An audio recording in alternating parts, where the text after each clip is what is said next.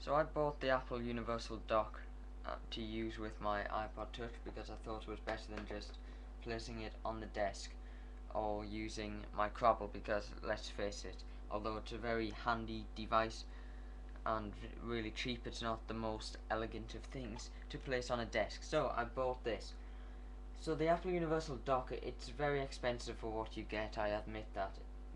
This cost me £35, and yeah, it's a bit of plastic that adds no extra functionality really to the iPod, but it looks nice, it keeps it off your desk, and it's a very practical way to connect it to your computer to charge and sync it with iTunes. So that's why I got it. But I'm going to review the actual dock, not the price. So most docks now come with speakers. This one doesn't. The reason I didn't want a bigger one is because this is nice and small. It doesn't take up much space on my desk, and I've already got speakers that I can connect this to. And anyway, I would only ever play music through my Mac when I'm in here, never through my iPod Touch. So that's why I didn't get a bigger one. I wanted something really small that looks really nice. So it's completely white, this iPod dock, on the Apple Universal dock. There's no silver on it, there's no aluminium effect to it. So on the front we've got this black kind of line. This is the infrared receiver. This is for use with the remote control that comes with the dock.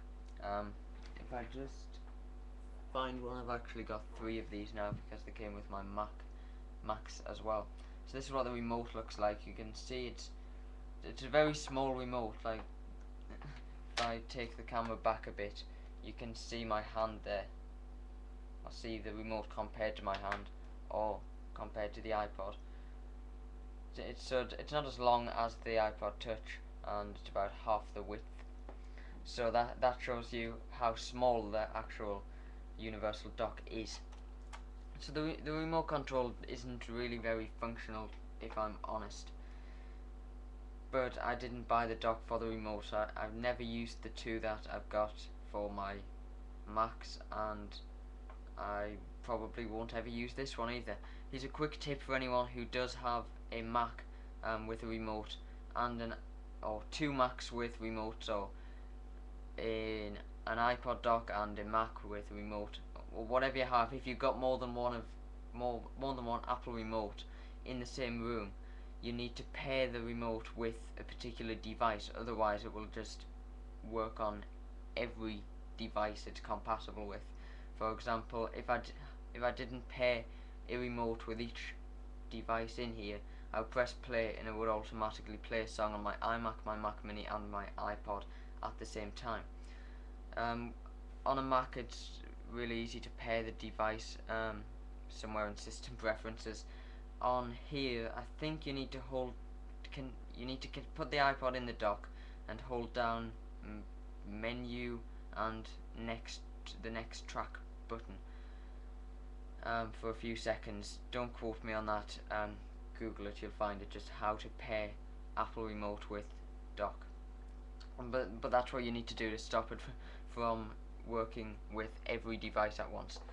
Something I was confused by when I first tried it. Back to the dock. It comes with a selection of... Hold on a minute. I'll just take this out to show you. It's easy to get out the dock adapter. It just takes 2 hands. So this is the dock adapter. It comes with, I believe, 8 of these, and this is actually the one that came with my iPod Touch, not the one that came with the adapter. It's the same, I just kept it, so now I have 2 number 16s, which is the number for an iPod Touch 2G. So you just need to select the one that either came with your iPod or the relevant one that comes with a dock, and simply slot it into the adapter just like that. Now that will mean your particular iPod will fit in nicely and without just falling out basically. So you can see in there it has, well, actually first I'll show you the back. It's basically them ports on the bottom there. A port to connect the cable. It doesn't come with this cable. It has to be the one that you came with your iPod, or you need to buy one separately from Apple. So you connect the cable to that port. Then it has a line out port, which is basically very similar to the headphone jack on your iPod. It accepts a 3.5mm standard jack and plug just to play music, and then you could connect that to a speaker system of some sort to play music from your iPod. Then you'd be able to control it with the remote. The remote only works with music, and the menu button doesn't seem to do anything. You can't play videos, you can't navigate through menus on the iPod Touch. Sorry about that noise. And I don't know about other iPods, but on the iPod Touch it will only play, pause music, skip the tracks and adjust the volume. So it doesn't really do much at all, which is slightly disappointing, but like I said, I don't use these things. I don't know if you would, but I find them useless because I'm always close enough just to use, well, with my Macs I'm always close enough just to use the mouse and keyboard. I would never need to use a remote. I'm not ever far enough away for that to be necessary. Anyway, back to the dock. Inserting the iPod into the dock is really easy. It's as simple as that. Well then, sync, it's just as easy to take out. The dock is relatively heavy, but nowhere near heavy enough to stop it from like just lifting up with the iPod. You have to like hold it down as you pull it out. I've noticed it doesn't really support the iPod. If I turn it sideways, it doesn't support it too well. You can see it moves around in there, so you need to be careful, because I'm guessing moving that around will damage the port on the bottom to connect a cable to. So you wouldn't want to use this. Well, you can use this. Wait a minute. But you wouldn't really want to use the iPod while it was in the dock. But you can. It functions just as normal as though it wasn't connected, or the same way as it does when you just have it connected to a computer. You can just do all of the standard things with it, but you need to be careful. You can't apply much pressure, otherwise it will just wobble around. So I wouldn't suggest trying to use it while I was in the adapter. I mean the dock. So I'll just demonstrate the remote. It also, it's not very responsive. And no wonder I'm using the wrong one. But yeah, it's not very responsive anyway. This is the right one. It has to be lined up with the adapter quite well. There, you can see I'm pressing it a few times each time that goes. I can't zoom in that far. Each time it goes up one, but it does work. If you get it in the right position, it works perfectly. I shouldn't really be playing music through there. I'll just turn that off. And as I said, it's just as easy to take out like that. The actual weight or lack of weight is not an issue here. So that's really all I can say. It has this rubber grippy bit on the bottom to stop it sliding around too much, but it still moves. But it's not likely to be sliding around anywhere because you're pushing it in and pulling it out. You're not really pushing it in any other direction. So that shouldn't cause any problems. It's expensive for what you get, but it looks really nice. It's really simple. It goes, if you can see the other Apple stuff, it goes well with them. Although it doesn't really match this iMac, since this is white and there's no actual white on the iMac. But not to worry, it's still it's the classic Apple color, which is a nice thing about that, or a nice thing about this dock. So running out of things to talk about here because it's such a simple design. All you do is connect it to either your Mac PC plug adapter thing, then put your iPod in, and it's a nicer way of doing this, basically.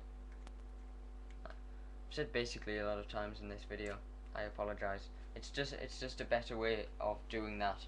You just stick this expensive little device in between the cable and the iPod.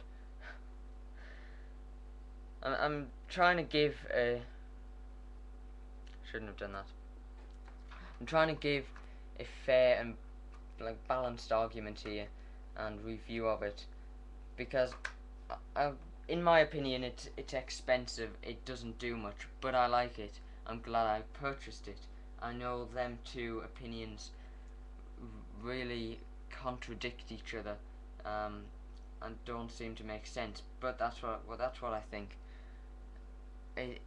I admit it's really expensive. I wish it was only £15. I wish it didn't come with the remote. I wish it didn't come with the dock adapters, because it's stuff I'm paying extra for that I don't need and already have. But it does, and there's nothing I can do about it. If I had the choice again, whether to buy it or not, yes, I would buy this product, because I like everything on my desk to look really nice. An iPod lying down like that does not look as nice as an iPod in the dock adapter like that. So that's what I think about it. That's why I bought it. That's why I'm happy with it. I've told you the negative things about it: the useless remote control, how it slides around, how it's not very heavy, well, not heavy enough to stay still, doesn't really do much you can't do anyway, so you wouldn't want to buy this for extra functionality or the functionality of the remote. You would only ever buy this based on the visual appearance of both the dock and the iPod in the dock, and that's the reason why I bought it. So enough of me talking. My website, jakewright.net. My email address is jake@jakewright.net. My website, you'll find my blog, these YouTube videos, my live stream, live chat, and loads of more cool stuff.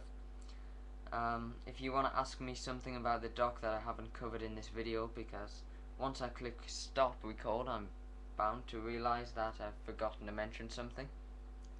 But if you want to know something more or something else about the dock, please just send me an email, jake@jakewright.net. I've talked for a quarter of an hour now about such a simple device. I didn't think I would be able to do that.